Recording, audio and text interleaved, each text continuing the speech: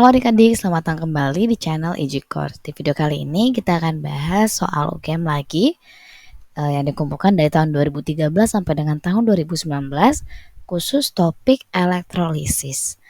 Oke, elektrolisis ini dipelajari di kelas 12 ya.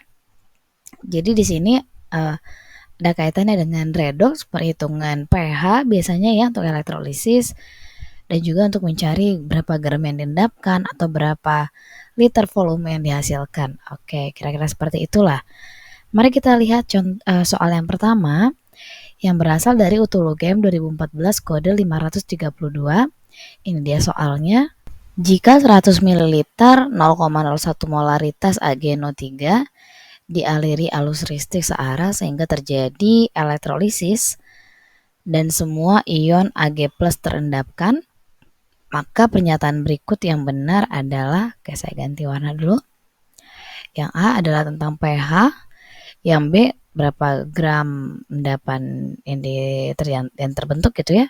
Di C untuk gas, yang berikutnya untuk pilihan yang D ini mengarah ke reaksi dan yang E juga adalah reaksi. Oke, mari kita tuliskan dulu reaksinya untuk membuktikan apakah D dan E itu benar atau salah. Nah, larutannya adalah AgNO3. AgNO3 kalau misalkan kita ionisasikan berarti menjadi Ag+ dan NO3-. Nah, reaksi yang terjadi di katoda dan di anoda.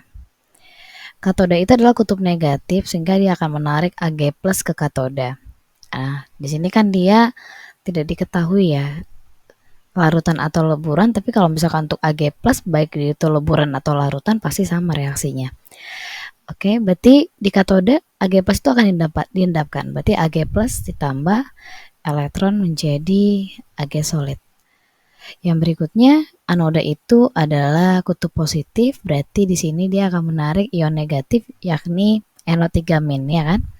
Nah, NO3- ini adalah sisa asam oksi, sehingga kalau misalkan ada sisa asam oksi, yang teroksidasi itu bukan NO3- melainkan air.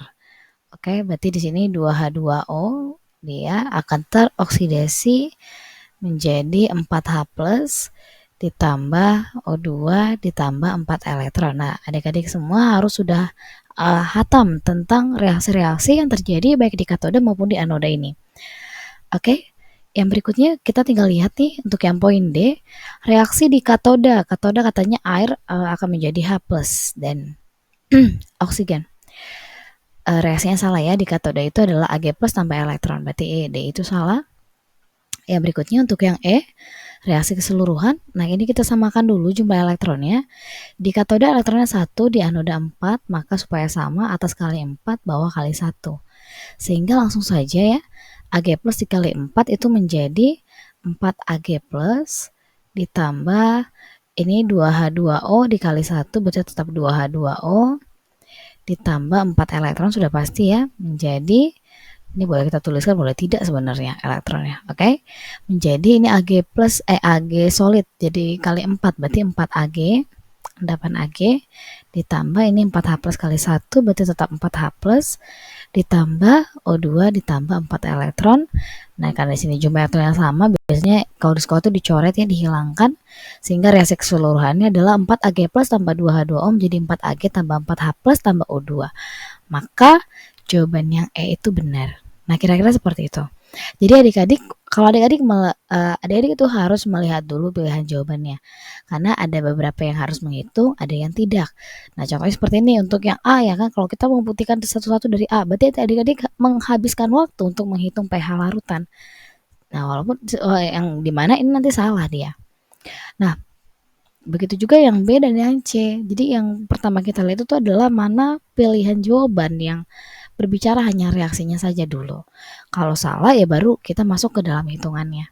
Ataupun misalkan seperti ini nih, pH larutan setelah elektrolisis apakah benar?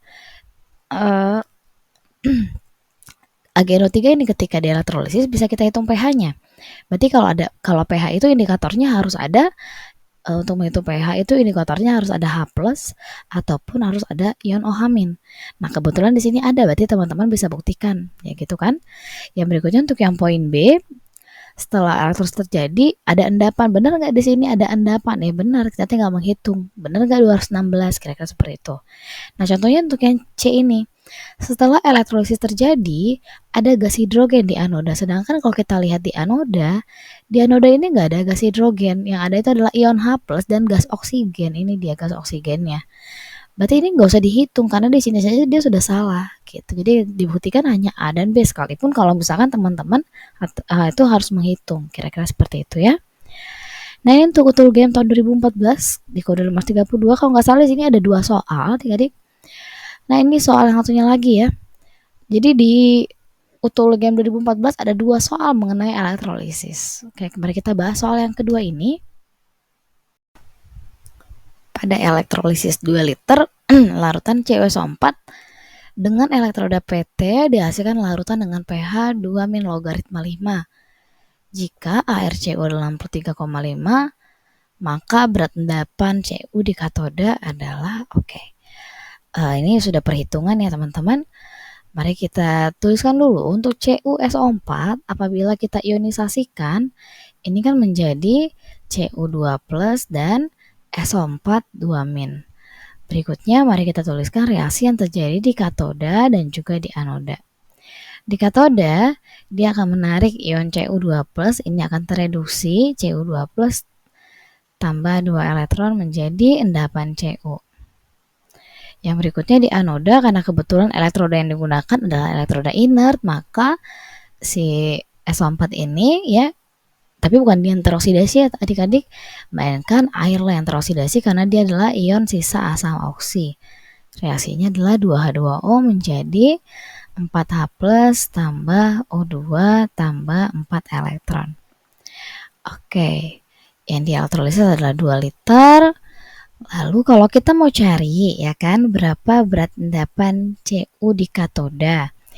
Nah, berat endapan Cu kan berarti untuk ini di hukum Faraday ya. Berat endapan itu sama dengan E dikali F. Nah, gitu kan. Dimana E itu adalah AR dibagi perubahan bilangan oksidasinya lalu dikali F. Nah, F itu adalah Faraday. Faraday itu apa? Ini adalah jumlah elektron mol elektronnya, ya kan? Karena kita harus pahami bahwa 1 Faraday itu sama dengan 1 mol elektron. Nah, kira-kira seperti itu. Berarti kamu harus cari dulu berapa mol elektronnya. Nah, gitu kan. Kalau kita mau tahu berapa mol elektron ini, berarti kita harus tahu dulu dari info si pH. pH itu kan, pH-nya adalah 2 kurang logaritma 5. pH itu kan adalah min log H+. Berarti dari H+-nya bisa kita dapat.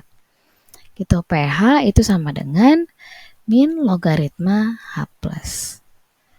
Nah, pH-nya adalah 2 dikurangi logaritma 5. Ini sama dengan min logaritma H+. Nah, ini adik-adik pasti sudah sering mencari pH itu pasti sudah tahu ya. Berarti ini H+-nya adalah 5 dikali 10 pangkat min 2. Itulah konsentrasi asamnya atau konsentrasi H+-nya. Nah, ini kan konsentrasi nih, ya kan? Berarti kita cari dulu molnya. Mol itu sama dengan molaritas dikali volume. Molaritasnya itu yang H+ tadi, 5 kali 10 pangkat min 2 dikali volumenya 2 liter. Berarti ini 5 kali 2, 10 ya. Jadi ini 10 pangkat min 1 mol. Berarti H+ di sini itu sebanyak 0,1 mol atau 10 pangkat min 1 mol. Nah, kalau di sini 0,1 mol, berarti elektronnya berapa mol?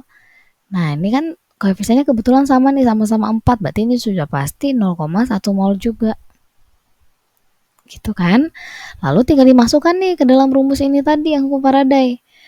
Oke, berat endapan sama dengan AR-nya Cu adalah 63,5 dibagi PbO-nya, perubahan bilangan oksidasinya atau jumlah gini, ini bilos Cu sini kan positif 2.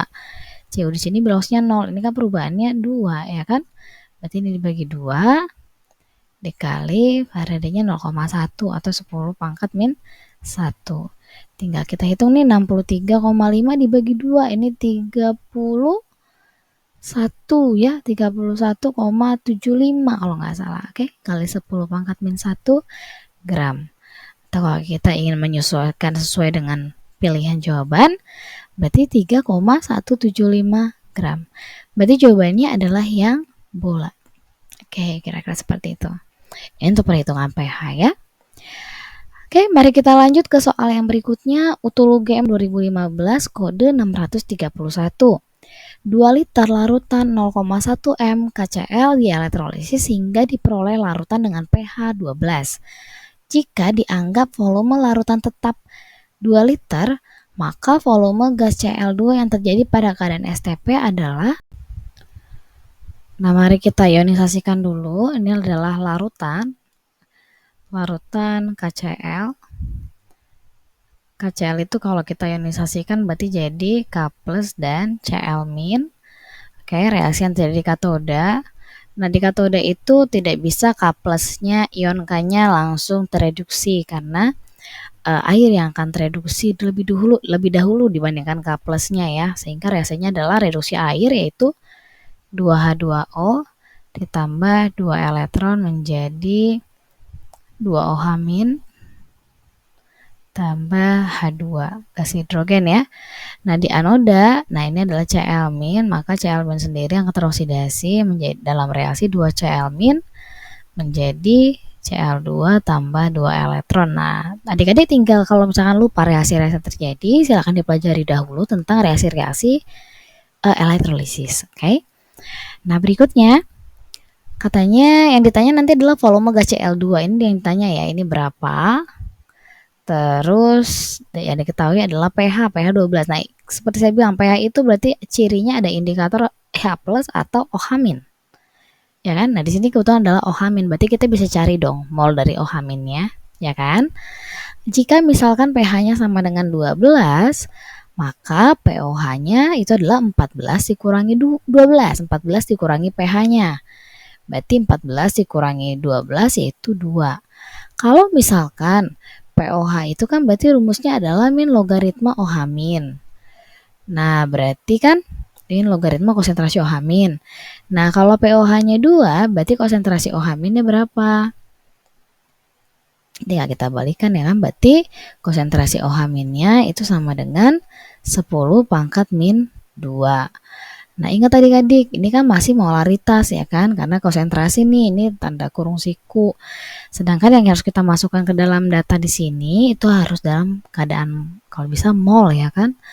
Maka kita carilah molnya. Mol jika diketahui konsentrasi berarti rumusnya adalah molaritas kali volume. Berarti sama dengan 10 pangkat min 2.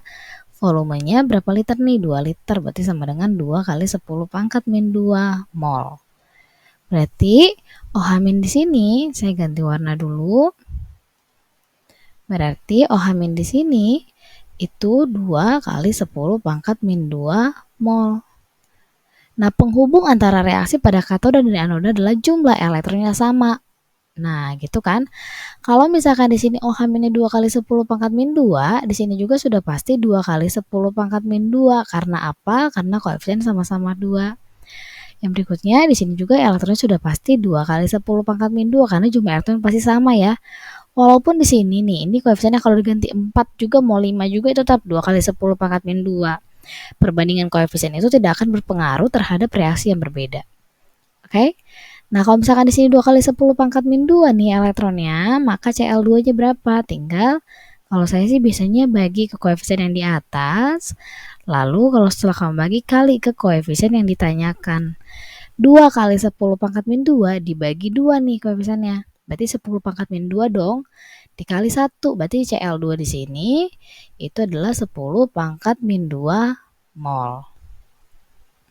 Yang ditanya adalah volumenya dalam keadaan STP. Ingat, rumus mol sama dengan volume dibagi 22,4 dalam keadaan STP. Berarti volume sama dengan mol dikali 22,4.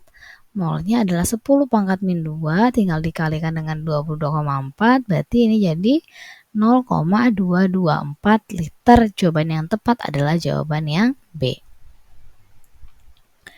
Oke, kira-kira seperti itu untuk UGM tahun 2015 kode 631. Mari kita lanjut ke soal yang berikutnya.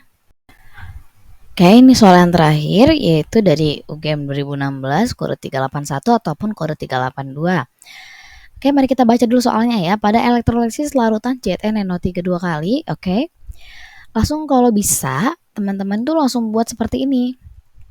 Langsung ionisasikan gitu. Sambil baca soalnya, sambil dituliskan bagaimana reaksinya. Terus menggunakan elektroda platina, terbentuk endapan Zn sebanyak 3,25 gram pada katoda. Ini ditanya adalah volume gas yang terjadi di anoda jika diukur pada keadaan di mana 4 liter gas nitro NO2 bermasa 9,2 gram. Oke, di sini sudah soalnya sudah mix ya antara elektrolisis dan juga perbandingan Avogadro, perbandingan gas. Oke, nah kita tulis dulu nih. Reaksi yang terjadi di katoda dan di anoda. Di katoda itu ada Zn2 plus, dia akan tereduksi tambah 2 elektron menjadi Zn. Sedangkan di anoda karena dia adalah NO3 min, ion sisa sama oksi, berarti air yang teroksidasi 2H2O menjadi 4H plus tambah O2 tambah 4 elektron. Terus yang ditanya nanti adalah volume gas yang terjadi di anoda. Di anoda kan gas yang terbentuk adalah oksigen ya.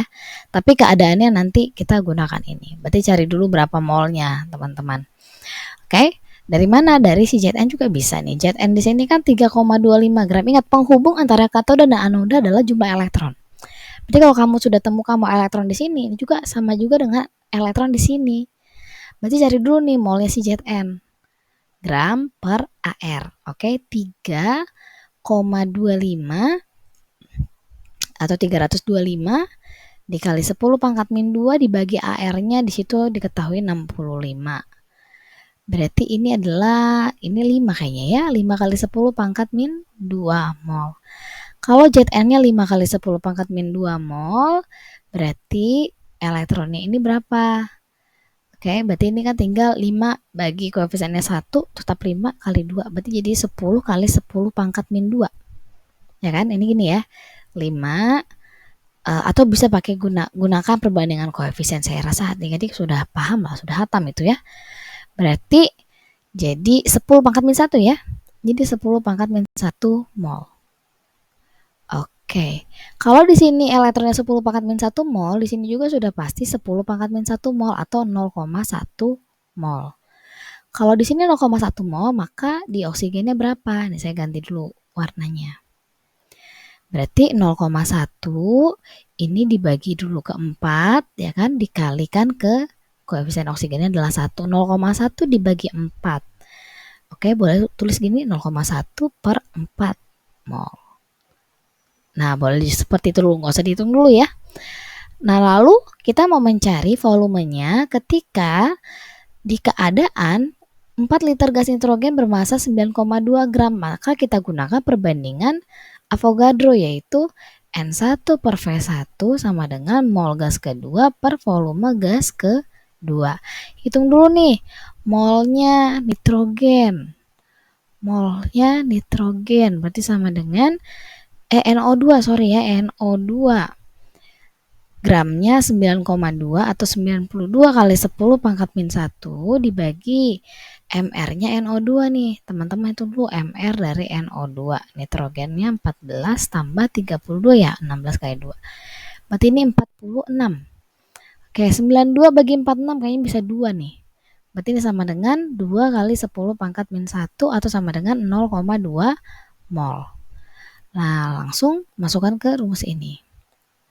Oke, N1-nya adalah 0,1 per 4 per V1 yang kita cari sama dengan N2-nya adalah 0,2. 0,2 dibagi volumenya adalah 4 liter. Nah, ini kira-kira mana nih yang bisa kita coret nih? 4 di sini dengan 4 di sini bisa coret nggak? Bisa dong ya. Habis. Lalu ini 0,1 dengan 0,2 ini menjadi 2. Berarti 1 per V1 sama dengan 2, maka V1-nya sama dengan 1 per 2 atau 0,5 liter. Jawaban yang tepat adalah pilihan yang B. Kira-kira seperti itu teman-teman. Ini saya bahas 2014 sampai dengan 2016, nanti di video part berikutnya akan saya bahas untuk tahun-tahun yang berikutnya, 2017, 2018, dan 2019. Oke, sampai ketemu di part yang berikutnya. Jangan lupa untuk selalu dukung channel ini dengan cara subscribe, like, comment, and share. Terima kasih sudah menonton video ini.